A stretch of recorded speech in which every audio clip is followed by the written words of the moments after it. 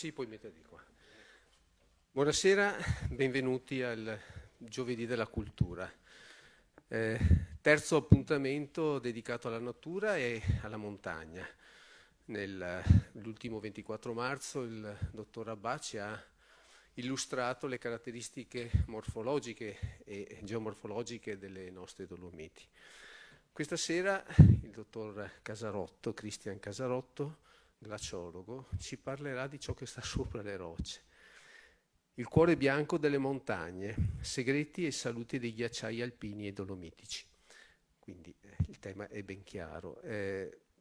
Prima di lasciare la parola al vicepresidente della Fondazione Cassamarca, l'ingegner Ubaldo Fanton, per la presentazione e l'introduzione al tema, ricordo il prossimo appuntamento, che è il 28 aprile, dove il dottor Frigo ci parlerà.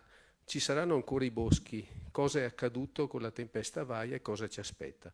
Un titolo a dire il vero un po' inquietante, ma che indubbiamente ci sta particolarmente a cuore.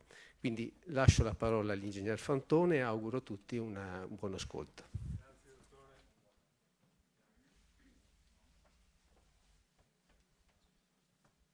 Buongiorno a tutti. Allora siamo a questo appuntamento terzo, che non è casuale. Tanto ringrazio il dottor Casarotto per la sua presenza, vedrete che vi affascinerà con quello che è l'aspetto delle Dolomiti a noi vicine. Abbiamo chiesto che parli delle Dolomiti qua dietro, come ho detto l'altra volta, perché hanno una storia lunghissima. La volta scorsa il suo collega, mi permette di dire collega, il dottor Abbà, ne ha parlato considerando il tempo di 500 milioni di anni, quindi fenomeni lunghissimi. Il dottor Casarotto si occupa di glaciologia, è componente del comitato scientifico del CAI, è componente, come dire, divulgatore del Museo di Trento, esperto di glaciologia, studioso di glaciologia e soprattutto analista per quelli che sono gli aspetti temporali dei ghiacciai. Confrontare le Dolomiti di 500 milioni di anni fa con i ghiacciai che per poche decine di anni si stanno sciogliendo, pur essendo componenti dello stesso ambiente, fa pensare anche perché noi ce ne accorgiamo di questo cambiamento perché lo vediamo continuamente e nell'ambito di una generazione lo si vede. Quello prima, che ha durato 500 milioni di anni, forse è meno visibile. Ma questo fa pensare altrettanto, perché in così poco tempo stiamo modificando l'ambiente. E la sequenza degli interventi, che seguirà con il dottor Frigo, dimostrano ancora di più questa mia considerazione. La tempesta Vaia è durata poche ore. In poche ore ha sconvolto i territori. Quindi voi capite che l'intervento dell'uomo, piaccia o non piaccia, ne sta fortemente condizionando la natura. E poi concludo questa brevissima introduzione con un pensiero. Oggi è il 7 aprile, anniversario di 78 anni fa, c'è stato il bombardamento di Treviso, 1944, 7 aprile. In quei pochi minuti l'uomo ha sconvolto la città di Treviso. Allora, se facciamo questo rapido excursus dai 500 milioni di immobilità delle Dolomiti ferme lì tranquille e beate, ai ghiacciai che in pochi decenni si stanno sciogliendo, alla tempesta Vaia che in qualche ora ha rovinato mezza parte del Veneto e al bombardamento di Treviso che in qualche minuto ha distrutto la città. E lo paragoniamo, scusate il paragone, ma devo farlo, con quello che sta avvenendo vicino a noi con la guerra, quindi dobbiamo fare una riflessione sul comportamento dell'uomo in questi ultimi 2-3 mila anni, mettiamola così, perché prima non sappiamo molto. Da lì in avanti sappiamo quasi tutto e dobbiamo riflettere su quello che stiamo facendo in una natura in cui noi viviamo, ma che in tutti i modi stiamo cercando di distruggere. Questo è per me per primo un monito. Il dottor Casarotto ci dirà gli altri aspetti che saranno sicuramente più gradevoli di quello che ho detto io in questa. Ma era una riflessione che volevo fare, insomma, 7 aprile di 78 anni fa. In neanche 100 anni stiamo rischiando la fine del mondo così. Insomma, scusate il pessimismo, ma comunque è un auspicio che la gente usi bocca e cervello collegati tra di loro. Grazie.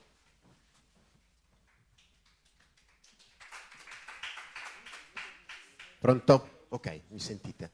Beh, intanto grazie davvero per l'invito che abbiamo cercato di raccogliere con piacere, anche per Treviso, insomma, come è stato citato poco fa, è una bellissima città, proprio molto molto bella. Passeggiavo prima di entrare nel palazzo fra i canali, perché Treviso davvero racconta quella che è una relazione con l'acqua che ahimè Trento ha perso da quando l'Adige è stato un po' allontanato dal centro della città. Mentre qui, quando vedevo questi canali, insomma, cercavo di ritornare a un 1800 trentino con l'acqua in città che manca, e rivederla qui davvero faccio a voi complimenti per il modo in cui gestite il contesto. Non deve essere facile, immagino, non lo so, ma avere l'acqua a fianco alle cantine non so come si possa fare, ma veramente bravi e complimenti per il contesto cittadino. E dalla città saliamo su in quota allora a questo punto.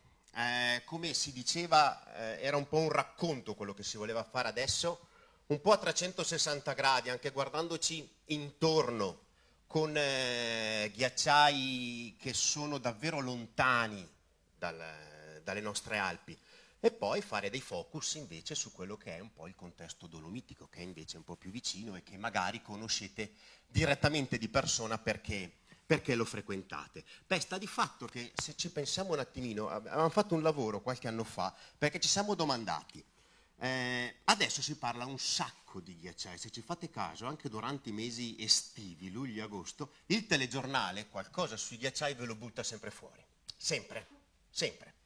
Allora abbiamo fatto un'analisi di quelle che sono state le uscite su televisioni di tutti i tipi, locali, nazionali, quotidiani, piuttosto che riviste e via dicendo. Abbiamo notato che il parlare dei ghiacciai è esploso grosso modo dalla fine degli anni 90, metà anni 90 in poi, via, lì è esploso. Perché è esploso dalla metà degli anni 90? Me la ricordo anch'io quell'episodio, siamo 85-86, c'è stata un'eccezionale nevicata che ha coperto tutta l'Italia, da nord a sud, con metri di neve anche in pianura, credo anche qui a Treviso, immagino che ve la ricordiate quella nevicata. Beh, quell'eccezionale nevicata del mese di febbraio è stato un po' un interruttore, deve aver fatto saltare qualcosa, o comunque l'interruttore è saltato proprio in corrispondenza di quell'episodio estremo che ha portato un sacco di neve anche a bassa quota, e da lì il mondo è davvero cambiato. È cambiato. Le temperature hanno iniziato a salire e con quello anche i ghiacciai hanno fermato l'avanzata che negli anni 80 si stava manifestando. Negli anni 80 i ghiacciai avanzavano ed è stata l'ultima volta che l'hanno fatto. Quindi negli anni 80 per l'ultima volta i ghiacciai scendevano verso valle, si sono fermati e da lì hanno innescato una retromarcia che ancora continua. Da quando faccio questo mestiere io non ho mai visto un ghiacciaio avanzare, cioè io parlo di avanzate glaciali ma io personalmente non l'ho mai visto, non so cosa voglia dire, non lo so perché non l'ho mai visto, se non vabbè qualche ghiacciaio che avanza velocemente ma per altri meccanismi e dinamiche strane sue interne, non ha nulla a che vedere col contesto climatico, ma l'avanzata glaciale per motivi che poi vedremo dopo e perché si verificano io non l'ho mai vista. E ahimè, chi verrà dopo di noi si troverà inoltre una montagna che già adesso è un po' sudante, ma senza ghiacciai deve essere davvero triste. Allora dobbiamo pensare anche a questo, un po' l'obiettivo di stasera è questo, riuscire sia a raccontare quello che sta succedendo a scala globale e locale, con il focus sul contesto dolomitico, ma trasmettere una consapevolezza alle persone che ci ascoltano, anche come museo ci rivolgiamo, per far sì che chi verrà dopo di noi davvero possa godere di un mondo degno di tal nome. Quindi l'obiettivo principale è un po' questo. Spero di riuscirci, molte volte non ci riusciamo e i musei a questo punto assumono un ruolo hanno una responsabilità in questo. Nel trasmettere un concetto culturale e di consapevolezza, i musei devono essere in prima fila e devono alzare la mano e dire mea culpa se non ci si riesce. e quindi lo farò anche stasera, non dovessi riuscirci, ma spero ovviamente di non dover alzare la mano. Sta di fatto che i ghiacciai alpini non esistono. Allora, quando facciamo analisi climatiche, che ragioniamo a livello energetico, dobbiamo guardare quelle masse bianche enormi che ricoprono il pianeta, e li ve le ho elencate, quella a sud e quella a nord. A sud, il mappamondo di destra, è l'Antartide, quell'altra invece è la Groenlandia. Non è indicato il mar glaciale artico, ma ci sarebbe anche quello. Ci sarebbe anche quello. Sono quelle le due zone bianche più importanti del nostro pianeta. Vi lascio proprio un numero per capire perché i ghiacciai alpini non esistono. Beh, fate un po' quella somma che vedete lì, è l'Antartide e la Groenlandia. Viene fuori quanto?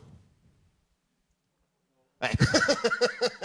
Ecco, ovviamente bisogna arrivare a 100, non rimane un granché. Il problema è che lì abbiamo anche Ande, Himalaya, insomma abbiamo anche tutto il resto, mica abbiamo soltanto le Alpi. Io qua adesso ve le indico così velocemente e vi cerchio quella che è l'Europa, tra l'altro, quindi in quel cerchio c'è anche l'Islanda e abbiamo un 1%.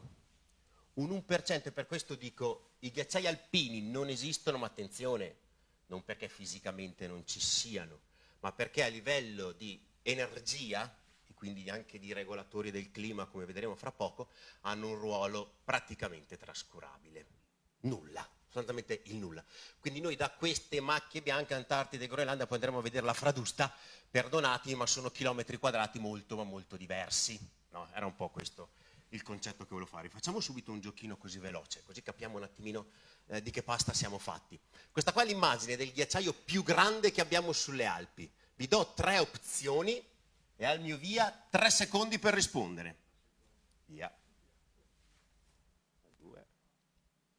Qua hanno risposto giusto, anche qua ho sentito qualcuno, Monte Bianco è sbagliato, ma la risposta giusta era, bravissimi, la 2, ghiacciaio d'Ale, ci siamo in Svizzera, quindi versante nord delle Alpi. Vabbè, lì c'è il numero 117, ma poi lo riprenderemo quel 117, i chilometri quadrati. Il più grande delle Alpi. Vi faccio vedere altri giganti così velocemente a livello alpino che magari conoscete. Qua siamo nel gruppo del Monte Bianco, versante francese con la Mer de Glace, con un confronto tra due momenti che li vedete indicati. 40 km, poco meno della metà, dai, dell'Alec, poco meno della metà. Questo è un altro gigante, però ancora un po' più piccolo, siamo intorno ai 15 km quadrati. Siamo sempre in Svizzera, il Morteratsch, gruppo del Bernina. Il Bernina è quella cima che vedete sulla sinistra, con quella cresta più o meno verticale, la Biancograd, se c'è qualche alpinista presente in sala, magari la conosce anche bene. E un altro gigante, più o meno grande come il Morteratsch di prima, qua siamo in Austria, Pasterze, nel Großglockner. Un altro gigante, veramente. Questi qua sono veramente grandi. Qua a livello alpino questi ghiacciai qua davvero vanno a ricoprire una superficie davvero importante in termini percentuali sul totale che abbiamo, veramente enorme, veramente enorme. E questo qua è il più grande d'Italia, dai, provateci un po'. No, è l'Adamello. Siamo intorno ai 15 km quadrati, quindi vi ho detto come il Morteratsch di prima che abbiamo fatto vedere. È un ghiacciaio che è in territorio bresciano, una piccola parte in territorio trentino, quindi siamo nel gruppo dell'Adamello, da cui il nome ghiacciaio dell'Adamello. E questo dai, questo qua è facile. Beh dai, questo qua era scontato, questo sbagliarlo era veramente da chiudere baracche e burattini e andare a casa, sbagliando questo. Questo qua veramente. Sta di fatto, veniamo in Italia. Allora, questa qua è una fotografia dall'alto dell'Italia, con tutte quelle macchie bianche, non sono soltanto ghiacciai, c'è anche un po' di copertura nuvolosa. Comunque, sta di fatto che tutti i ghiacciai d'Italia, dovessimo prenderli per costruire un puzzle, quindi incastrarli l'un con l'altro, potremmo coprire quella che è la superficie del lago di Garda. Cioè, tutti i ghiacciai italiani corrispondono più o meno alla superficie del lago di Garda. Quindi 370 km quadrati. È un confronto che uso spesso anche per un altro concetto, l'acqua, perché i ghiacciai sono una riserva idrica, lì, bella, pronta, utilizzabile anche in periodi siccitosi durante l'estate. E quindi per questo il confronto con il lago è calzante. Sta di fatto che questa superficie però, come voi ovviamente ben sapete, è ormai in fase di drastica riduzione. E per capire di quanto, iniziamo già a entrare nel contesto locale, quindi con la marmolada. Beh, questo la conoscete tutti. Adesso vi indico quello che era l'arretramento del ghiacciaio della Marmolada, grosso modo dalla metà del 1800, quindi siamo nel 1850. Lì finisce un'importante avanzata. La Marmolada inizia una fase di regresso, ma veramente contenuta, era di circa qualche metro all'anno, iniziava ad andare indietro. Non ci se ne accorgeva neanche quasi. Quindi un regresso veramente molto lento. Siamo quindi tra il 1850 e il 1950, per circa un secolo, prima guerra mondiale inclusa. I ghiacciai, dai, sì, arretravano per l'amor del cielo, ma il ritiro non era importante, e quella è la quantità, circa 5 metri all'anno. Se non che, grosso modo, alla metà del secolo scorso, la cosa inizia un po' a scricchiolare e raddoppia, l'arretramento raddoppia. Andiamo avanti con il tempo, siamo, come vi dicevo, grosso modo già negli anni 80, dove c'era stata quell'eccezionale nevicata. Qua siamo arrivati per la Marmolada ai 13 metri all'anno, per arrivare oggi a quasi a 20. 20 metri all'anno vuol dire che se oggi ci si porta davanti la Marmolada e la si vede da me alle poltrone, io la vedo in fondo al palazzo l'anno successivo. Sì, beh, questi qua sono allora le misure di arretramento della fronte del ghiacciaio. La misura la si prende alla fine dell'estate, quindi si cerca di quantificare durante l'estate quello che ha fatto. La misura è alla fine dell'estate. Perdonatemi se dovete intervenire, come giustamente è stato fatto adesso, senza problemi, alzate la mano, fate un fischio, fatevi notare che non ci sono problemi. Come è cambiato? Quindi quantifichiamo questo arretramento adesso. Beh, questi sono 10 ciupa ciupa, 2, 4, 6, 8, 10 ciupa ciupa, esatto. 10 ciupa ciupa, quelli che sono rimasti adesso nel nostro sacchetto sono questi. I 10 ciupa ciupa erano alla Marmolada nel 1850, quando l'abbiamo vista prima. Oggi è 3 ciupa ciupa. Il 70% sostanzialmente della superficie del ghiacciaio in un secolo e mezzo è andato su per il camino. Certo. Esatto, perché infatti, soprattutto per la frequentazione alpinistica, sì, c'è un discorso di arretramento frontale, ma quando mi affaccio al mondo alpinistico, affronto anche un discorso di variazione di spessore, di slivello, che nell'andare in montagna è la cosa che più conta. Quando ci si trova davanti una parete che prima era di ghiaccio e poi adesso il ghiaccio lo trovo giù sotto perché si è abbassato, le cose dal punto di vista alpinistico cambiano. C'è una riduzione di spessore in termini di metri. Ogni anno alle quote più basse la Marmolada oscilla dai 2 ai 4 metri di spessore ogni anno, cioè il piano di una casa, via, alle quote più basse. Sopra invece Punta Rocca, Punta Penia, la cosa è già un po' più contenuta, però giù sotto, zona Pian dei Fiacconi, il contesto è veramente triste. Tra l'altro la Marmolada si sta frammentando, come vedremo fra poco, ed è quello un po' che la sta portando ad accelerare il processo di ritiro, ma su quello ritorneremo dopo. Un altro ghiacciaio dolomitico che voi ben conoscete è questo. Che è? La Fradusta? Siamo nel gruppo delle Pale di San Martino. Ghiaccio della Fradusta, oramai i ghiacciai della Fradusta, perché ve ne sono due, uno più sopra e uno più sotto, c'è questo qua più in basso col cerchietto giallo, un po' più piccolino, e poi ve n'è un altro in alto a destra, un po' più grandicello, che è quello che alla fine sta sopravvivendo. In realtà vedete che la Fradusta adesso è 2 ghiacciai, la frammentazione dei ghiacciai è un segnale di sofferenza. Questo era la Fradusta, siamo negli anni 90, un ghiacciaio, il ghiacciaio della Fradusta. Facciamo scorrere il tempo. Qua il tempo scorre, siamo ai primi anni del 2000, c'è il laghetto al contatto della fronte che voi ben conoscete, e nel 2004 ecco che si separano in 2. Nel momento in cui un ghiacciaio si separa, cosa succede? Più rocce sono a contatto col contorno del ghiacciaio, perché si frammenta tutto, no? Quindi più rocce lo scaldano e di conseguenza il processo di fusione è enfatizzato, perché hai più caloriferi intorno che ti scaldano. Tutto qua. Quindi quando un ghiacciaio si frammenta, ahimè, è sostanzialmente la fine, è l'inizio della fine. È un po' questo, sì. E questo, vabbè, è la situazione di qualche anno fa, insomma. Questo è un po' il contesto. Della fradusta in termini invece di spessore, visto che abbiamo citato prima e mi è piaciuta questa cosa, vi faccio vedere questo dato qua, veloce. Allora, questo qua è la fradusta vista dall'alto, proprio vista dall'alto. Questo qua invece è un profilo che abbiamo fatto lungo quella linea bianca. Ve lo descrivo. Qua c'è la cima della fradusta, poi si scende, si va verso il lago. Queste due linee sono la superficie del ghiacciaio in due momenti diversi, quella sotto rossa nel 2013, quella sopra blu 10 anni prima. 10 anni prima. Lo spessore perso qui è di 25 metri. In 10 anni, In 10 anni. Avevo detto alla Marmolada tra i 2 e 4 anni, qua abbiamo perso dai 2,5 metri ogni anno, via, insomma la storia è quella, i numeri sono questi oramai. Noi facciamo conto con questi numeri qui di arretramento e di perdita di spessore.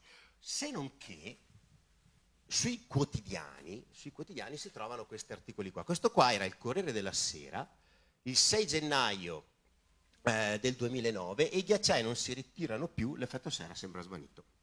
Vi ricordate cos'era successo nell'inverno 2008-2009? Dai. Perché un quotidiano deve scrivere, il Corriere della Sera tra l'altro... Nel 2008-2009, il 2008-2009 è stato un inverno particolarmente nevoso, ma con nevicate anche continue, persistenti, no? C'erano quindi una circolazione meridionale, quindi portava su aria umida, c'era comunque intervallata a periodi freddi, quindi che raffreddavano l'aria, arrivava quest'aria umida e portava un sacco di neve. E così è andata avanti per quasi tutto l'inverno. E il 6 di gennaio, non so se la Befana c'entrasse qualcosa, e i ghiacciai non si ritirano più, l'effetto serra sembra svanito. Ma non è finita, vediamone un altro. Vabbè, qua sembra ritornare sulla retta via, i ghiacciai in via di estinzione si sciolgono come neve al sole, il resto del Carlino, vabbè, insomma. E poi il giornale, ecco perché l'effetto serra è solo una grossa bufala, questo era il giornale. Anche qua il giornale mi ha messo la fotografia. Questa è piazza, come si chiama quella davanti, Castello Sforzesco, ok? C'era la fontana ghiacciata con l'acqua ghiacciata e scrivono in maniera ironica, ecco il pianeta surriscaldato con l'acqua ghiacciata. Beh, so anch'io, siamo a gennaio, questo qua è a gennaio, ci mancherebbe altro che l'acqua non ghiaccia ogni tanto a gennaio, mi viene da dire, cioè, voglio dire, adesso, no? E quindi un po' dobbiamo davvero fare un po' di ordine. Vabbè, l'ultimo, Zichichi, ci piace un sacco, sgonfia l'effetto serra, è una bufala creata ad arte. Ma allora qua è responsabilità nostra, quello che vi dicevo all'inizio, mea culpa, perché manca davvero quella capacità di leggere fra le righe di quelli che sono i lavori che si fanno nel mondo della ricerca, di riuscire a capire che cosa c'è scritto mettendo da parte quelle che sono interpretazioni personali e praticamente soggettive. Cioè, io non credo nel riscaldamento climatico e ve lo dico, ma quelle sono posizioni veramente soggettive, non hanno nulla a che vedere con il mondo reale. L'ultimo, e adesso cercando di capire dove voglio arrivare, prendo come esempio questo, che voi, vi ho messo lì la fotografia, l'ex presidente degli Stati Uniti d'America, no? Scriveva su un tweet, sul telefono, era alla fine del 2017, quindi dicembre 2017, scrive: la costa est degli Stati Uniti è investita da un'ondata di gelo e per la vigilia di Capodanno sono attese temperature polari. Potremmo usare un po' di quel buon vecchio riscaldamento globale per proteggerci, dal quale il nostro paese e non altri sta pagando migliaia di miliardi di dollari. Copritevi bene. Vabbè, allora, ma sì, ma ci stava anche. Però attenzione, allora, quando è uscito questo tweet, allora mi sono domandato, ma perché scrive queste robe qua? Mi sono domandato, ma cosa sta succedendo negli Stati Uniti in questi giorni? Boh, sono andato a vedere, la carta si chiama delle anomalie termiche. Cosa sono le anomalie termiche? Sono le differenze di temperature rispetto a una media. Se l'anomalia è positiva vuol dire che fa più caldo rispetto alla media. Se le anomalie sono negative vuol dire che fa più freddo rispetto a una media. Vi faccio vedere la cartina. Allora, pianeta tutto rosso vuol dire più caldo della media. c'è la macchia azzurra. Casa sua. Faceva veramente freddo in quel giorno. Questa qua è la carta delle anomalie del 31 dicembre 2017. Hanno preso, per dirvela meglio, la media del ventennio 82.000, quei 20 anni. Hanno fatto la media di quei 20 anni. Cosa è successo nel mondo? Hanno sovrapposto le temperature del 31 di dicembre, cioè in Siberia c'era un caldo mostruoso, un caldo rispetto ai 20 anni 82.000, attenzione, cioè, è sempre questo il ragionamento che bisogna fare, fa più caldo ma rispetto a cosa? Anche questa ci fa fatica davvero con i giornalisti a spiegare questo concetto. Beh, negli Stati Uniti comunque era così, però purtroppo guardandosi intorno bisognava un po' capire che cosa stava succedendo. Insomma, sta di fatto che a livello di temperature quello che sta succedendo è veramente questo. Allora adesso vi mostro la cartina delle solite differenze di temperature rispetto alla media. Partiamo dal 1880 e arriviamo fino ad oggi. Le macchie azzurre ovviamente più fredde, le macchie rosse più calde. Qua hanno usato il trentennio 50-80, 1950-1980. Prima guerra mondiale ancora azzurrino il pianeta, seconda guerra mondiale un po' si scalda, anni 60 ancora azzurrino, 70 azzurrino, guardate dagli anni 80.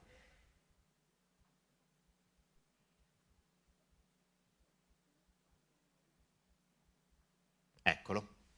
Dagli anni 80, come si diceva all'inizio, deve essere successo qualcosa. Se non che, se voi guardate qua in alto, vedete questa macchiolina qua azzurra? Quella lì viene praticamente usata, ma letteralmente usata, ma io dico usata anche male perché la si smonta anche facile questa cosa, per chi sul riscaldamento climatico ha delle obiezioni. Dice, non è vero che il pene si sta scaldando. Beh, oddio, che non si stia scaldando, mi viene difficile dirlo, si sta scaldando in maniera diversa, questo sì, ovviamente in maniera diversa, c'è veramente un contesto energetico molto particolare. Ma quella macchia azzurra, che sono le acque dell'Oceano Atlantico Nord, dell'Oceano Atlantico Settentrionale, perché sono fredde? Perché c'è la Groenlandia che si sta squagliando. Quindi i ghiacciai della Groenlandia stanno riversando acqua più fredda perché viene dai ghiacciai, e sta raffreddando l'Oceano Atlantico Settentrionale. Quindi quella macchia azzurra è una prova del riscaldamento climatico.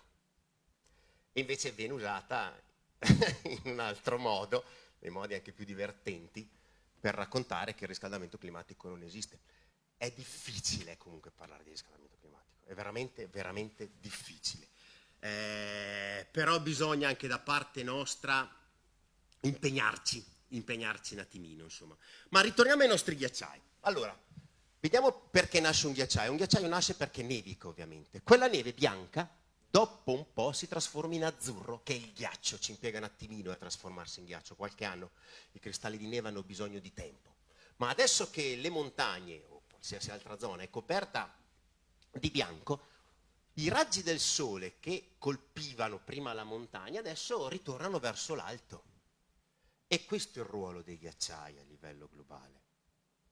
Antartide, Groenlandia soprattutto, mar glaciale artico. Nel momento in cui una coperta bianca è presente per terra, un po' come il telo argentato che voi mettete sul cruscotto della macchina in estate, la stessa cosa. Il terreno non assorbe energia e quindi non si scalda. L'arretramento climatico è quindi un acceleratore. Col ritiro dei ghiacciai, un acceleratore del riscaldamento globale. Quello che però volevo capire un attimino insieme a voi era un po' questo. Nell'animazione si vede che dopo la nevicata, cioè adesso c'è la neve, a terra vedete che c'è quella collina bianca, ma è bianca. Dopo un po' è diventata azzurra. E questo dopo un po', che anche a livello giornalistico si fa fatica a raccontare. Vi spiego come. Allora, ho disegnato un ghiacciaio, siamo in inverno. In inverno chiaramente nevica, quindi sul ghiacciaio inizia ad accumularsi tot metri di neve, non mi interessa adesso il numero. Alla fine dell'inverno abbiamo tutto il ghiacciaio coperto da quello straterello di neve, un po' più sottile giù sotto, perché le quote sono più basse, e un po' più alto invece uno spessore più elevato alle quote più alte. L'inverno è finito, comincia l'estate, arriva il sole porterà ovviamente a fusione la neve che è caduta durante l'inverno. Ecco che quindi alla fine dell'estate, alle quote più basse, la neve se n'è andata e affiora il ghiaccio vero, e invece sopra, forse, a volte succede, a volte non succede, resta una coperta bianca, la neve, ancora la neve invernale, un residuo della neve invernale. Questo è un aspetto importantissimo, perché quella neve che è rimasta lì sopra è la fabbrica del nostro ghiacciaio. È lì che si forma il ghiaccio di ghiacciaio, al di sopra di quella quota che viene chiamata linea di equilibrio, perché al di sopra c'è neve, al di sotto c'è ghiaccio. È una linea che separa, dopo rivedremo la Fradusta, in maniera evidente queste due situazioni. Insomma, da sopra, dove c'è la fabbrica del ghiacciaio, seguendo più o meno quella direzione, il ghiaccio formato viene trasferito verso valle. Se la fabbrica ha prodotto tanto ghiaccio, allora il nostro ghiacciaio avanzerà. Vediamo, lo facciamo avanzare, eccolo qui. Se invece non ne produce o ne produce poco, il ghiacciaio magari avanzerà un po' meno, si ritirerà un po' meno, ci sarà magari in un anno 30, 40, 50 metri di arretramento in un colpo solo, come a volte succede. Quindi tutto dipende da quella fabbrica alle quote più alte, quanto lavora. Se è estesa, lavora tanto e si produce tanto. Se quella fabbrica è piccolina, produce poco. Vi faccio vedere adesso la Fradusta. Eccola lì. E quella è la linea che vi dicevo prima. La fabbrica è quella fascia bianca sopra, il ghiaccio affiorante invece lo si vede bene al di sotto della linea rossa. Allora, quella lì era una fotografia del 2010. Nel 2010 il ghiacciaio della Fradusta ha avuto un bilancio, sì, era negativo per l'amor del cielo, ma neanche più di tanto. Vuol dire che con la linea rossa a quella quota, la fabbrica di ghiaccio, ha lavorato sostanzialmente bene, possiamo dirlo. Ma la maggior parte delle volte, in Fradusta, quella linea rossa è sopra la montagna. Quindi la fabbrica è chiusa, non lavora. Quello che cerchiamo di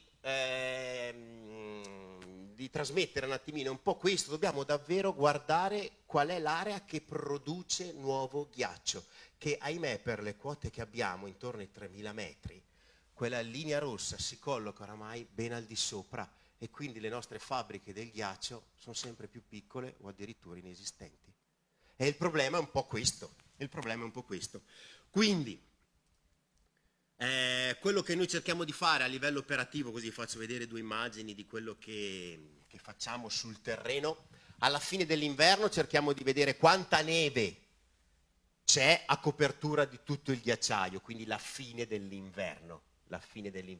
Facciamo delle analisi sul contenuto d'acqua che c'è nei cristalli di neve, sondaggi, spessori e via dicendo. Dopodiché, alla fine, durante e alla fine dell'estate, vediamo quanto si è abbassata quella neve e quel ghiaccio, e andiamo a cercare quella famosa linea rossa. Questo è un po' il lavoro che si svolge durante l'estate, particolarmente impegnativo, durante l'inverno un po' meno.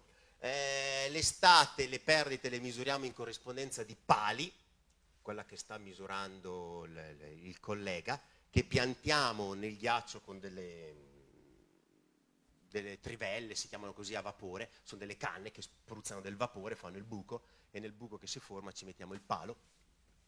Quando faccio questi incontri zona Marmolada, dove abbiamo di questi pali, dico sempre: non sono reperti della prima guerra mondiale, non vanno tolti, non sono rifiuti. A volte, questo qua è zona dell'Adamello, anche in Adamello succede la stessa roba sulla prima guerra mondiale. Si va lì a cercare la palina, sono un po' arrugginite, è vero, sono un po' bruttine da vedere, lo ammetto, ma non sono pali della prima guerra mondiale da togliere quelli lì. Quelli sono i nostri punti di misura. Si va lì e non c'è il palo. Dove vai a trovare il palo? Perché sono tutti segnati anche in piccolino. Il palo lo trovi al margine del ghiacciaio dove parte il sentiero. L'alpinista l'ha preso e l'ha portato lì. E l'ha preso. Quindi per piacere, questi pali lasciateli lì per piacere. Boom! No. Allora, per ritornare al lavoro che c'era stata la domanda, le variazioni frontali invece come vengono fatte? Si cerca un punto fisso, stabile, un masso, dal quale con una certa direzione e una cordella metrica si prende la distanza fra questo e la fronte del ghiacciaio. In maniera molto semplice vi ho fatto un esempio: nel 2020 la distanza è di 10,5 metri, si ritorna l'anno dopo con la stessa direzione, si prende la misura, si misura 15,5, quindi presto fatto, l'arretramento è di meno 5 metri. I punti fissi dai quali si prendono le misure passeggiando alla fronte dei ghiacciai a volte si vedono, si scrive con dello spray, con della vernice spray, ci sono delle sigle particolari insomma che l'operatore riconosce, e si trovano quei marchi, e da lì l'operatore una volta si stava con la cordella metrica, adesso invece si usa un distanziometro laser, si utilizzano quelli e si prende la misura con un particolare angolo, quindi con una certa direzione. Quindi anche questo è un lavoro che svolgiamo bene. Sta di fatto che a livello di ghiacciai cosa sta succedendo quindi con questo arretramento? Vi porto alcune immagini a questo punto della superficie dei ghiacciai che cambiano con questa fusione estiva, in alcuni momenti particolarmente forte e veloce. Torrenti sulla superficie del ghiacciaio, piccolini durante la fase, le prime ore del mattino, enormi mi viene da dire anche durante il pomeriggio. Questo qua è un torrente, i francesi lo chiamano le bédieres è scritto. Le bédieres sono torrenti proprio sulla superficie del ghiacciaio, difficile superarli in alcuni punti in Adamello, che abbiamo avuto problemi a ritornare indietro, lì è veramente veramente difficile in alcuni contesti. Quello che stiamo facendo è anche vedere cosa sta succedendo sotto. Ci caliamo all'interno di pozzi, di mulini, raggiungiamo anche profondità di circa 70 metri, quindi ovviamente non con un'unica calata, poi si cammina nel ghiaccio, dentro nel corpo del ghiacciaio come stiamo facendo lì, altre calate, via dicendo, eseguiamo l'evoluzione di queste morfologie durante l'estate e anche durante l'inverno, e lo facciamo anche durante l'inverno. Meglio durante l'inverno farlo, perché durante l'estate tutto si muove e quando senti scricchiolare e sei lì dentro, a volte qualche domanda te la fai. Cerchiamo di seguire l'evoluzione dei fronti, soprattutto se sono ripide, e soprattutto se lì vi è anche l'imbocco di vie alpinistiche lungo il ghiacciaio, si passa perché bisogna andare al rifugio. In Valle d'Aosta qua gli abbiamo dato una grossa mano perché lì i valdostani su questo stanno avendo ancora dei grossi problemi di instabilità delle fronti dei ghiacciai. Durante l'estate è normale avere quei crolli, il problema è che se lì c'è una persona, tutto qui, insomma, è un po' questa la differenza. Seguiamo, quando siamo lì alla fronte dei ghiacciai, anche lì entriamo dentro nel buco e cerchiamo, vedete, quello sopra, lì c'è una persona. Il ghiacciaio in molti punti non è neanche attaccato al substrato, alla roccia sottostante. C'è un velo d'acqua tra il ghiacciaio e la roccia che favorisce il suo scorrimento come un lubrificante. Questa è una caratteristica dei ghiacciai temperati, delle fasce temperate. I ghiacciai polari invece quell'acqua non ce l'hanno, si comportano in maniera molto molto molto diversa. Alle fronti dei ghiacciai cerchiamo di seguire anche l'evoluzione dei nuovi laghi che si formano. C'è una montagna che sta veramente cambiando in alta quota. Con l'arretramento dei ghiacciai si lasciano libere delle conche che possono essere riempite da acque di precipitazione piuttosto che acqua di fusione glaciale e si formano nuovi laghi. Stiamo seguendo in Trentino un po' questa evoluzione, mappando i nuovi laghi che si formano, tutti collocati tra il 2004 e il 2007 i nuovi laghi, per forza, perché lì c'era il ghiaccio prima e adesso ovviamente non c'è più. Un'altra morfologia particolare che stiamo seguendo in questi anni sono quei buchi circolari, sono enormi, guardate lì c'è la persona. Il diametro di quello che viene chiamato il calderone, così è chiamato, quel buco circolare, quello di circa 130 metri. Il problema non è tanto quello, il problema sono i calderoni più piccolini, con un diametro di 40-50 metri, grandi come questa sala qua, dai via, una roba del genere, che magari durante l'inverno, per abbondanti precipitazioni nevose, possono essere anche letteralmente coperte da un tetto di neve, che però presto si fa, camminarci sopra, pluff, dentro. Ma dentro con quel dislivello, insomma, non fa bene, ve l'assicuro. Non fa per niente bene, non fa per niente bene. E per quanto riguarda l'interno, eccolo qua, un'immaginetta di quello che abbiamo fatto l'anno scorso, l'inverno scorso in Adamello. Ci caliamo in questi posti e andiamo fin dove si riesce, facendo dei rilievi speleologici, perché questa è speleologia, letteralmente speleologia, e cerchiamo di seguire un po' l'evoluzione di queste forme glaciali. Sta di fatto che l'arretramento, come vi ho detto, apriamo anche un po' gli orizzonti. Adesso andiamo un attimino lontani. Questo qua è il mar glaciale artico e non è un ghiacciaio, è il mare che ghiaccia, è diverso. Guardiamo un attimino cosa gli è successo dagli anni 70 fino ad oggi. Quei punti rossi è l'estensione del mar glaciale artico alla fine dell'estate, alla fine dell'estate. Quindi è l'area minima. Guardate, il tempo passa. Vediamo, cerchiamo di capire se vi è un trend anche per il mar glaciale artico, cerchiamo di vederlo insieme. Quello è stato un minimo forte, un altro, 2012 è stato terribile. Ecco, il trend mi sembra evidente, giusto? Cioè, siamo partiti da 6 milioni e mezzo di chilometri quadrati e anche questo si è ridotto della metà quasi, la metà. Questa qua è l'estensione minima, ovvero il mar glaciale artico alla fine dell'estate, quindi è passata tutta l'estate, si è ridotto, poco prima dell'inverno che quindi riprende a congelare il tutto, lì si prende la misura. È quel momento lì. Perché tutto questo? Perché tutto questo, lo sapete benissimo, dai, perché sta succedendo tutto questo, è ovvio. L'aumento delle temperature è determinato da un'emissione di gas a clima alteranti, tra cui anidride carbonica, non c'è solo anidride carbonica, per l'amore del cielo. Tante volte parlando anche qua con, li chiamo negazionisti, ma è brutto, insomma, però vabbè, così è, chiamiamoli anche così. Tante volte mi dicono, ma guarda Casarotto che comunque Annibale ha attraversato le Alpi e quindi le nostre Alpi non avevano i ghiacciai che invece ci sono oggi, quindi raccontamela giusta, come mi spieghi questa cosa? Anche nel Medioevo faceva caldo, c'era la vite in Scandinavia, o i cereali, adesso mi ricordo neanche più cosa coltivassero. Ecco, in Groenlandia, ecco, robe del genere. Va bene, gli ho detto io, va bene, può anche essere, per l'amor del cielo, può anche essere. Però cerchiamo dati un po' più oggettivi, dei numeri. Guardiamolo. Quello che vi mostro è l'andamento di un gas climalterante, quello più conosciuto, l'anidride carbonica.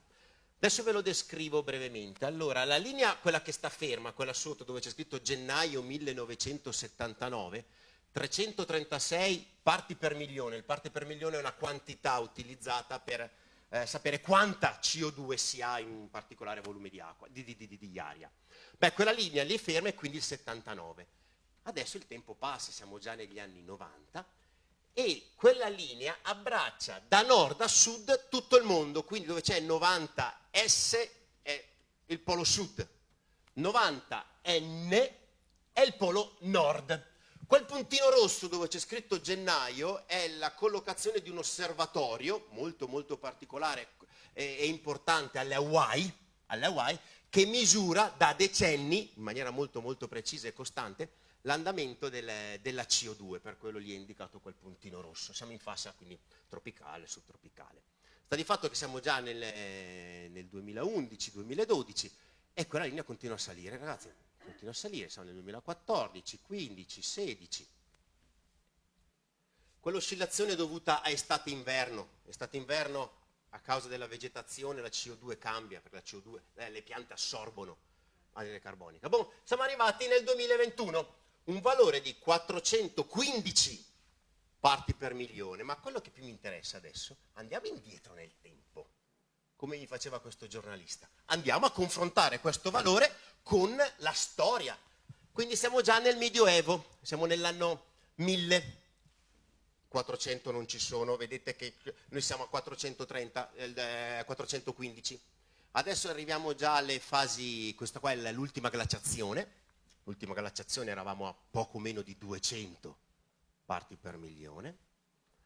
Siamo a 100.000 anni fa, 150.000 anni fa, non arriviamo ancora, non abbiamo ancora mai raggiunto i 415, mai.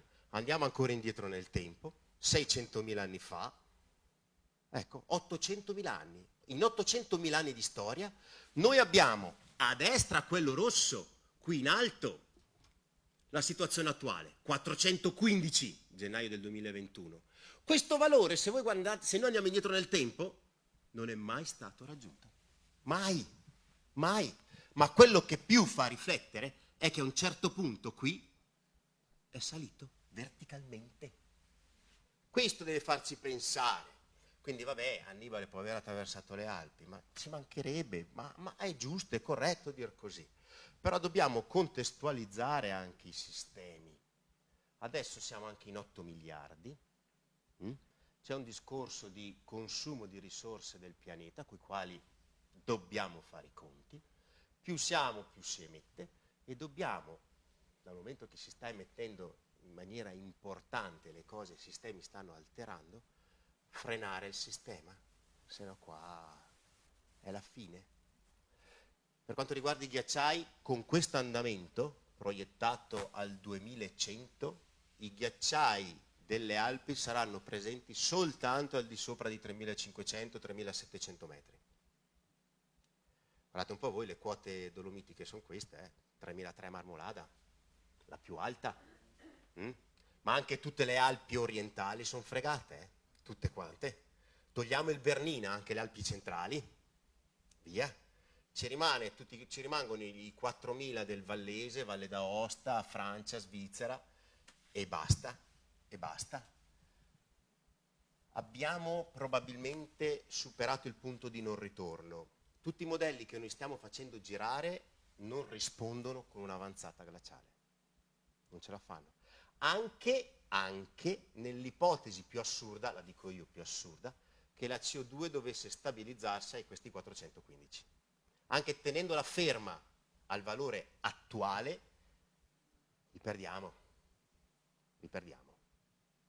E allora è triste per quel che dicevamo prima, chi verrà dopo di noi.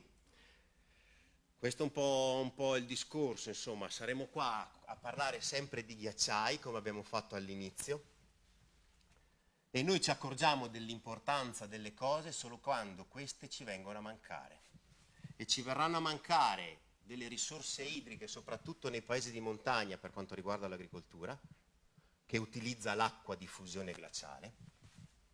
Ci verrà a mancare un discorso per quanto riguarda l'energia di acqua nei bacini artificiali, che si riempiranno ancora, per l'amor del cielo, ma non in questo modo. E con l'aumento delle temperature ci sarà una richiesta sempre maggiore durante l'estate, condizionatori, eccetera, eccetera, anche perché saremo di più, ovviamente.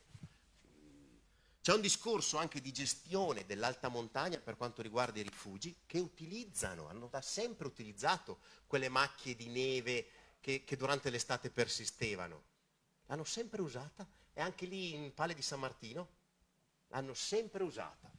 C'è un discorso quindi turistico-economico, questa è una provocazione, ma ci sta anche questa, lo sci che si fa sui ghiacciai, anche questo verrà a mancare. Qua cercano di metterci una pezza con dei teli, se volete alla fine poi ne parliamo, se avete voglia, abbiamo fatto degli studi particolari in quello. C'è un discorso soprattutto in Dolomiti di stabilità, perché noi non lo vediamo, ma nelle fessure delle rocce vi è ghiaccio che come collante tiene insieme le pareti. Se quel ghiaccio va via, pluff, il versante viene giù, e questo probabilmente ve lo ricorderete, quella è la croda rossa. Per quanto riguarda un dissesto di questo tipo, vi faccio vedere quello che era successo nel 2004 in Valtellina, siamo vicino a Santa Caterina Valfurva. Per caso lì passava un elicottero, in quel momento passava un elicottero, ho parlato col pilota, mi diceva: ho sentito un botto. Avevo il telefono, ho acceso il telefono e ho iniziato a filmare quello che stava succedendo. Eccolo lì. Qua siamo sulla Turvisere, la Val Zebrù, ma a parte questi nomi che mi interessa poco, facciamo scorrere ancora qualche secondo e cerchiamo di riflettere su quella che è la frequentazione della montagna a seguito del riscaldamento climatico. Allora ve lo indico fra poco, eccoci qua. Allora, questa qua è sempre la massa che sta venendo giù. Guardate queste Z. In estate questo è. Siamo a settembre. Miracolosamente, in tutto quel sentiero non c'era una persona. Ci fosse stato un gruppo, ma lì, ragazzi miei, non c'è scampo, non c'è scampo. E queste cose, come ben sapete anche voi, insomma, si stanno ripetendo anche in area dolomitica. Non sono invece acqua potabile, quindi non perdiamo una risorsa potabile, anche se su Amazon ho trovato la pubblicità di questa bottiglia d'acqua, Iceberg Water si chiama, ti vendono una bottiglia satinata e una lucida a 26,33 € al litro. È un affare per chi lo vende, ovviamente. Ti dice che è l'acqua di fusione di qualche iceberg, vabbè, ma ovviamente anche per un discorso economico non è acqua da bere, i ghiacciai non sono un'acqua da bere, sono invece una memoria storica, un archivio naturale di quello che è ancora contenuto, sia a livello di prima guerra, ma anche a livello di ricostruzioni climatiche passate. Tant'è vero che adesso si sta pensando di far carotaggi a tutto spiano e metter via tutte le carote di ghiaccio per studiarle più avanti finché ce n'è, perché se perdiamo il ghiaccio basta, finita. Allora, bucar dove si può e costruire una biblioteca delle carote di ghiaccio. Poi pian pianino si andranno a studiare. Quindi si sta cercando veramente di far questo, perché ci si sta accorgendo che si sta perdendo questo archivio. Bene, allora sono arrivato alla conclusione, raccontandovi anche un po' quello che è il senso. Sì.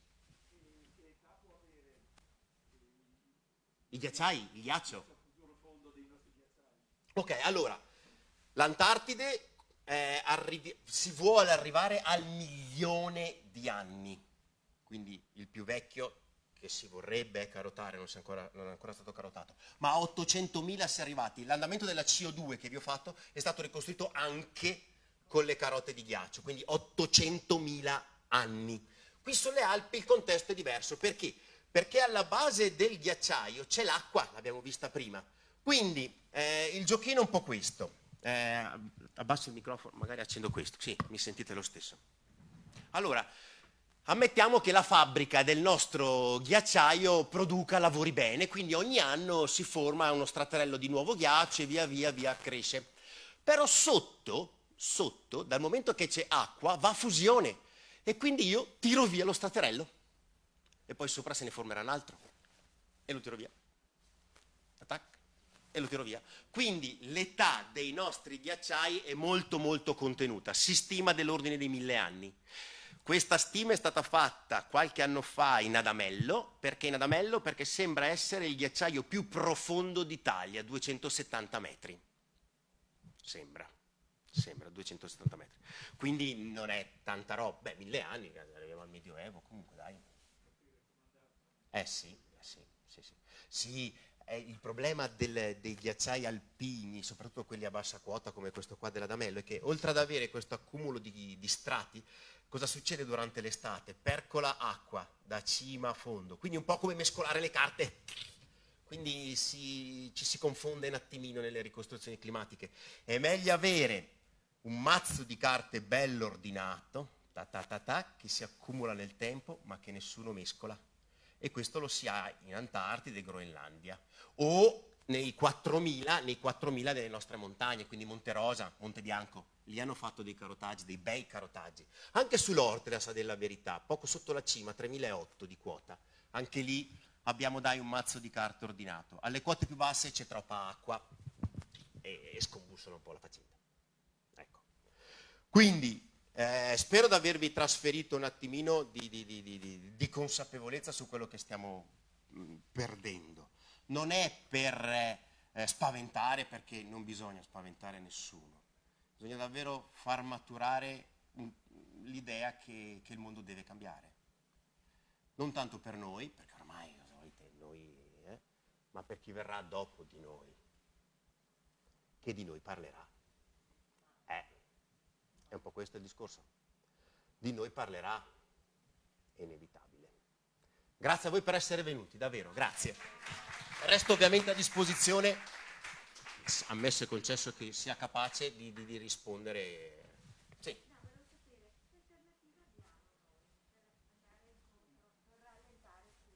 È quello di ridurre quell'aumento costante di CO2 e altri gas. È l'unica. Sì, nel nostro piccolo, sì. Certo.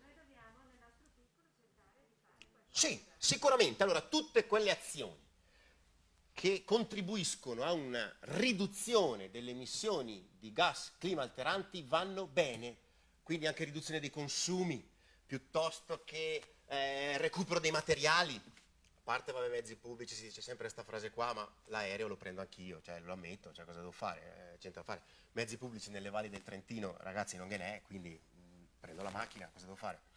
Così funziona. Però quei piccoli gesti, ma anche l'alimentazione, allevamenti intensivi, tutte queste cose, l'agricoltura e gli allevamenti hanno un ruolo importante sulle emissioni di gas climalteranti, davvero importante. Quindi questi sono piccoli gesti che sicuramente noi potremmo mettere in pratica. Anche quelli. Sì, noi nel nostro piccolo possiamo fare davvero tanto.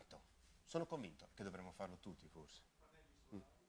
Sì, è un discorso di cambiamento di regime a livello di energie, di fonti energetiche, certo. Non c'è una soluzione, attenzione, non c'è una soluzione. Però messi insieme questi pezzettini, il puzzle te lo costruiscono.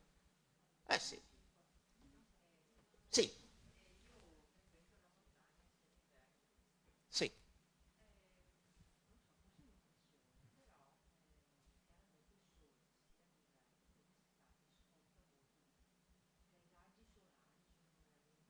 Mm-hmm.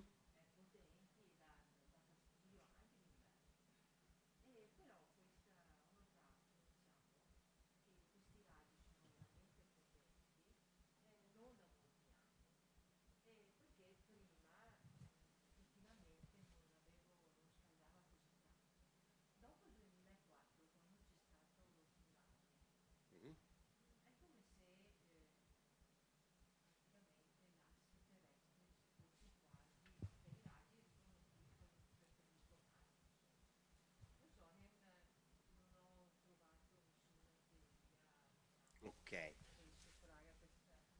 No, l'inclinazione dell'asse terrestre è uno dei parametri astronomici che chiaramente va a influire il modo in cui i raggi del Sole ci colpiscono. Se noi cambiamo l'asse terrestre, chiaramente. Ed effettivamente l'asse terrestre insieme all'ellisse che la Terra fa intorno al Sole e insieme anche a un movimento della Terra che attrottola, sapete quando girate la trottola che a un certo punto fa quel movimento? Questi tre movimenti messi insieme spiegano la ciclicità delle glaciazioni, no? La spiegano molto molto molto bene. L'asse terrestre ci si è domandati su questo a seguito di quello tsunami se ci fossero state un po' delle conseguenze a livello di radiazione solare. Nessuna. C'erano stati dei momenti in cui si scriveva anche sulle riviste, l'asse terrestre è cambiato, inversione, eccetera. In realtà nulla, trascurabile intorno a questo. Durante l'inverno, così, visto che se c'è qualche sciatore, ma mi è sembrato di sì, per rispondere anche a quell'altra, avevo dei dati da mostrarvi sulle precipitazioni nevose. La cerco, eccola qua. Velocemente. Allora, queste qua sono le riduzioni alle diverse quote attese alla metà del secolo, nel 2050 sostanzialmente. Tra i 2005 e i 3.000 metri di quota si è atteso un 30% in meno delle nevicate del trentennio 80-2010, via. Rispetto all'80-2010 il 30% in meno a 2005 3.000 metri di quota. Sul fondovalle invece, quindi tra i 0 e i 500 metri, la riduzione ovviamente è maggiore, 75% in meno. Ma la cosa che un po' più fa pensare è che entro il 2100 l'innalzamento del limite delle nevi potrebbe essere di 700 metri. 700 metri è un dislivello importante, il limite delle nevicate più alto di 700 metri. E questo è un po' il motivo per il quale i nostri ghiacciai sono spacciati. Perché la fabbrica della neve, senza neve, non lavora. Quindi è vero, c'è un e l'alta montagna sta subendo un aumento delle temperature più marcato rispetto al fondovalle. Cioè ci siamo domandati, questo aumento delle temperature sul fondovalle alle quote più alte, com'è lo stesso? Cioè, abbiamo fatto un'analisi veloce, è 3 volte l'aumento che c'è sul fondovalle. 3 volte di più. 3 volte di più è tanto, è veramente tanto. Vuol dire che se sul fondovalle la temperatura dovesse aumentare di 1 grado nei prossimi 15 anni, dico io, ho detto qualche numero, in alta quota l'aumento sarà di 3 gradi. In alta quota.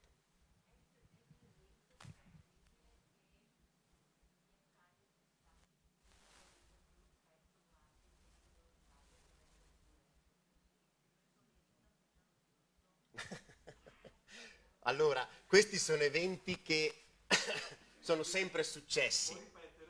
Ah sì, scusa, la domanda era questi crolli, questi pezzi di ghiaccio che si spaccano alla fronte del ghiacciaio, insomma, come li spieghiamo? Allora, alla fronte i ghiacciai si sono sempre spaccati, sempre. Il problema cos'è? È che a monte non si è prodotta la stessa quantità di ghiaccio che si è persa.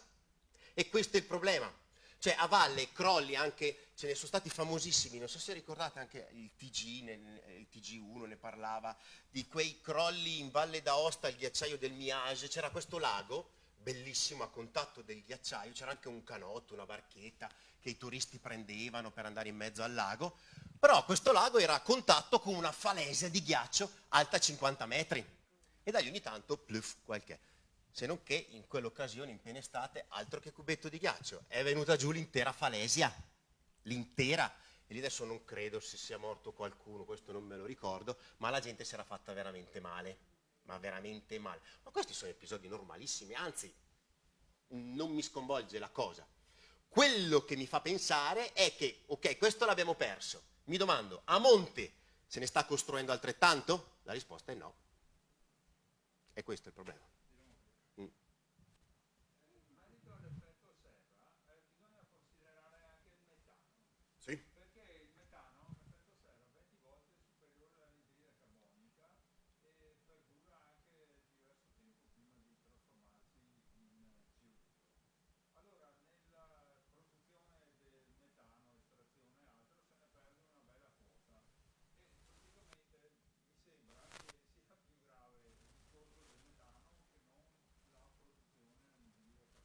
Sulla permanenza in atmosfera credo sia il contrario, la CO2 permane per più tempo, credo, ma non sono al corrente di questo. Non lo so, questo non lo so, però il metano è un altro gas clima alterante, verissimo, verissimo.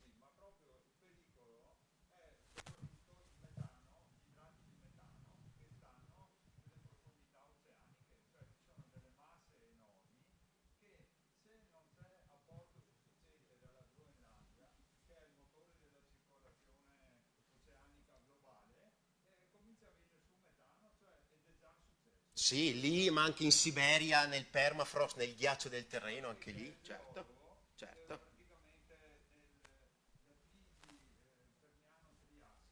Mhm. Sicuro? Sì, sì, sì, sì, sicuramente.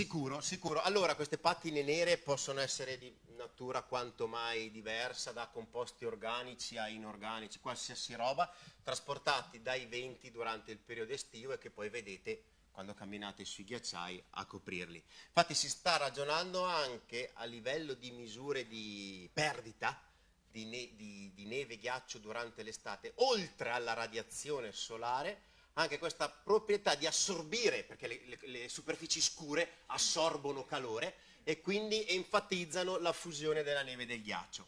Non sono alghe, le alghe, c'è una specie ma ce ne sono diverse, la colorano generalmente di rosso. Ecco, sono quelle. Che anche quelle si vedono però più che altro in primavera sulla neve. Quando inizia a squagliarsi un attimino, si fanno delle pozzangherine d'acqua, allora le alghe partono, fioriscono, insomma, con l'acqua. Nessun problema.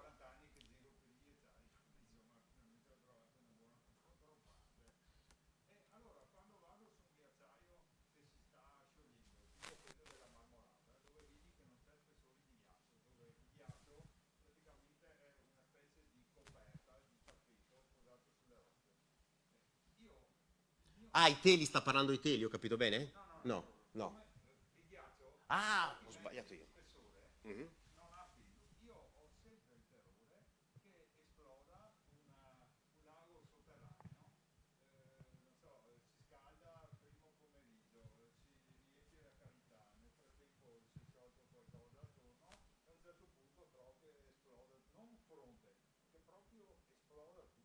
No, quello che può accadere, quello che abbiamo visto prima, sono dov'è?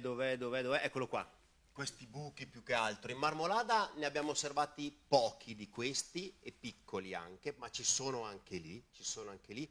Non c'è un problema di esplosione di acqua, anche perché poi la Marmolada è un pendio inclinato, di conseguenza c'è una circolazione di acqua resa facile per il drenaggio. Sì, sì, sì. Lì non c'è nulla che si ferma. Di buchi così?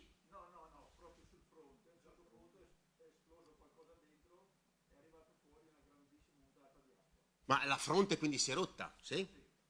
Ah, beh, allora può essere. Può essere. Sì, beh, è una dinamica molto, adesso non so quando siete saliti voi, ma molto rapida, effettivamente può essere successo, sì, certo. Aspetti che c'era la signora. Voleva aggiungere.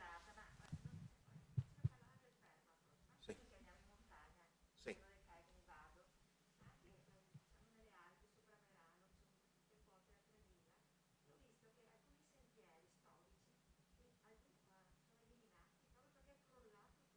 Sì.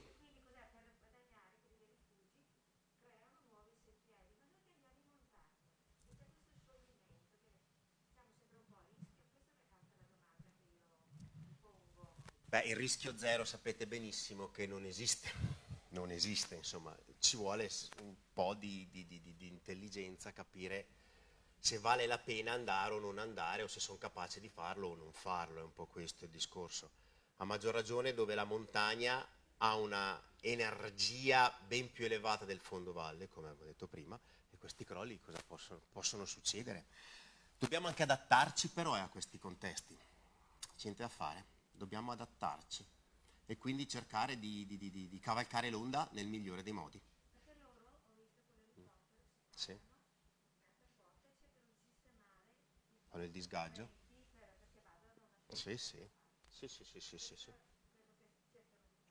Sì, sì, anche col CAI, con la nostra SAT, insomma ne parliamo tante volte di questi aspetti sul cambiare il percorso dei sentieri, o effettivamente può essere una soluzione in alcuni contesti, non c'è altra scelta e si cambia sentiero.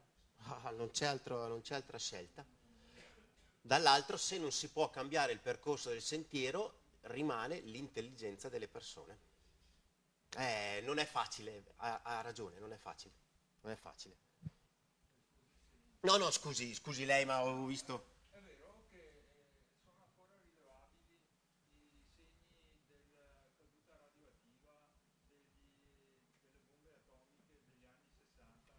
Sì, l'abbiamo beccato quel livello. Abbiamo fatto i carotaggi che vi dicevo prima, l'abbiamo fatto, era il 2017 in Adamello, a 40 metri di profondità abbiamo beccato uno strattarello di ghiaccio dove, quando l'abbiamo analizzato, ha sparato il cesio a 1000.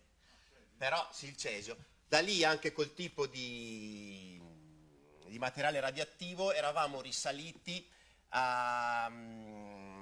agli esperimenti, cioè c'era un periodo particolare di esperimenti nucleari, quindi si riesce anche a collegare l'esperimento nucleare. Però attenzione, la quantità che abbiamo rilevato è stata rilevata soltanto da strumenti. La quantità, per quanto riguarda la salute umana, nessun problema.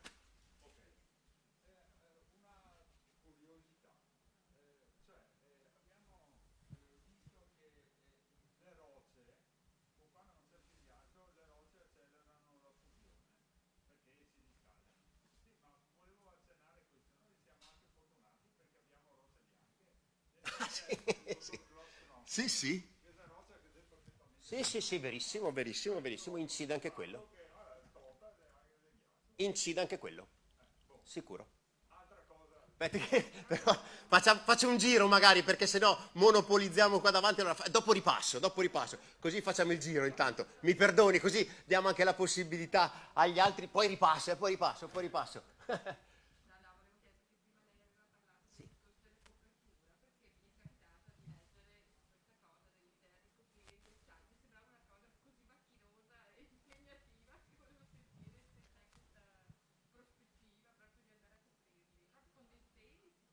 Questo giusto sta dicendo di questi qua? Perfetto. Questo qua è il ghiacciaio Presena, in Trentino, a confine con la Lombardia. Anche in Marmolada, su una piccola area, hanno iniziato a coprirlo coi teli. I primi furono gli austriaci, poi gli svizzeri, ne hanno fatto diversi. In Svizzera ci mettevano anche la paglia nei primi anni, poi abbiamo visto che la paglia col vento andava un cesso, succedeva, e quindi hanno detto forse la paglia non è il caso di usarla. Però funzionava anche quella, quindi diversi sistemi. Si è arrivati a questi, che è un tessuto non tessuto di 5-6 mm di spessore, bianco. Vedete lì che sono delle strisce lunghe, sono infatti delle strisce lunghe 70 metri e larghe 5, che vengono srotolate una accanto all'altra sulla superficie del ghiacciaio, e poi le strisce con una macchina da cucire, no? Lì si mettono insieme. Beh, funzionano alla grande comunque. Funzionano veramente alla grande, però attenzione, infatti il discorso è un po' questo. C'è un'analisi di impatto ambientale da fare, ma non c'è dubbio, ha fatto centro. Noi abbiamo cercato di capire, queste cose qua, questa azione è replicabile, ci siamo domandati.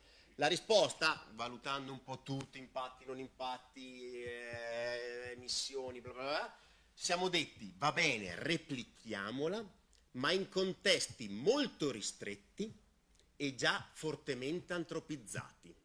Cosa vuol dire questo? Vuol dire che su questo ghiacciaio abbiamo già l'impianto di risalita e i gatti che vanno su e giù, e quindi il materiale può essere trasportato ovunque. È un ghiacciaio piccolo, quindi ci sono anche, tra virgolette, i soldi per poterlo coprire. Non possiamo pensare di coprire interi ghiacciai. Inoltre, una volta che c'è la copertura, non puoi camminarci sopra. Quindi attenzione, in contesti naturali, vuoi perché non è antropizzato e quindi i macchinari non li hai, vuoi perché non puoi camminarci sopra, vuoi per gli impatti mostruosi che ci sono, non è replicabile. Quindi va bene solo in questi contesti. Lo scopo qual è? Beh, questi qua adesso, fra un mesetto e mezzo più o meno, inizieranno l'operazione di copertura. Iniziano a coprire il telo, quindi viene coperta la poca, quella che c'è, neve di quest'anno, e resta lì, se ne va via veramente pochissima. C'è veramente una conservazione di neve davvero importante rispetto a zone naturali.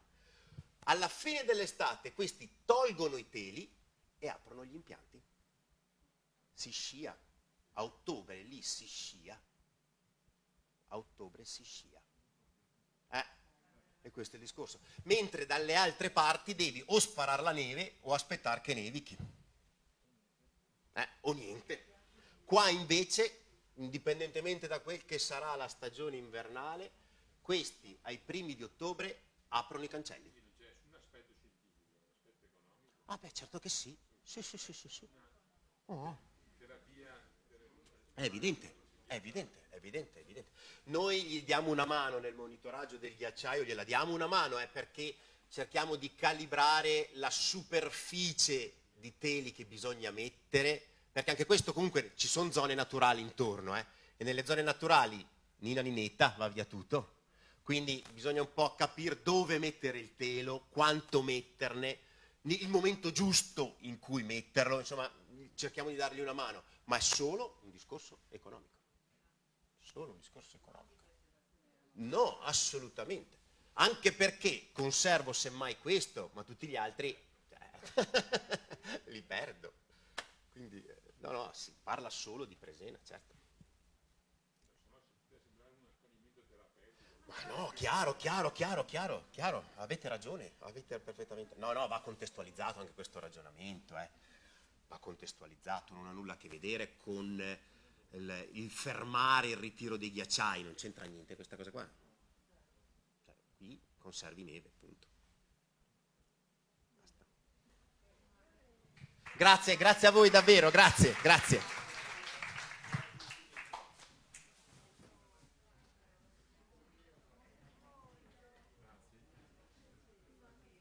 Spero davvero di aver insomma... Ma sì, bisogna qualche stupidata così, insomma, dai, ma sono quelle che si spera. Grazie a voi invece. Grazie, veramente. Orco cane, ma sa che non lo so questo. Sì, è vero.